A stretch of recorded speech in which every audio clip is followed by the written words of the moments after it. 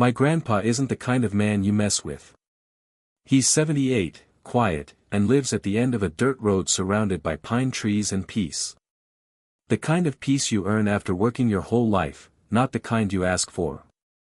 But a few months ago, that peace got shattered by three men in cheap uniforms and fake badges. They rolled up in a white SUV with HOA Patrol written on the side, even though Grandpa's land wasn't part of any HOA. They said they were there to inspect for violations. Violations? On a man's private land that's been in our family for 60 years. Grandpa laughed at first. Thought it was a joke. But then they got serious, started snapping pictures of his cabin, writing on clipboards, and saying words like non-compliance, fine, and enforcement. That's when Grandpa knew they weren't there to talk. They were there to take control. So he asked them politely to leave. They didn't. One of them, the loud one with sunglasses and a fake badge hanging from a lanyard, said, "Sir, this property falls under HOA oversight now. Your gate violates community standards." Grandpa smiled, took a deep breath, and said, "Boys, I built that gate before you were born." But before he could say another word, they kicked the latch open. Broke his gate clean off the hinge. That's when Grandpa's patience ended. He watched them drive their SUV through, all proud and smug, thinking they owned the place.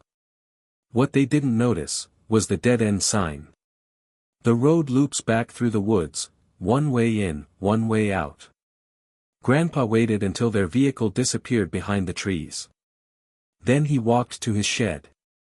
Pulled out his old welding mask, the same one he used back in his factory days. And with a slow, steady hand, he welded that steel gate shut. The sound echoed through the forest, sparks flying, metal sealing tight. By the time those fake officers came back around, they realized they were trapped. They honked, shouted, even tried to ram the gate. But Grandpa just sat in his rocking chair, watching from the porch with a cold lemonade. When they finally got out of the car, red-faced and sweating, Grandpa stood up, walked over, and said, "You said this was HOA land? Then maybe HOA can come unlock you."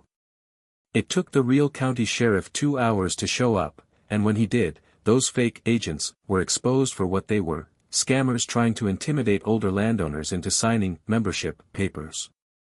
The sheriff arrested all three. And Grandpa?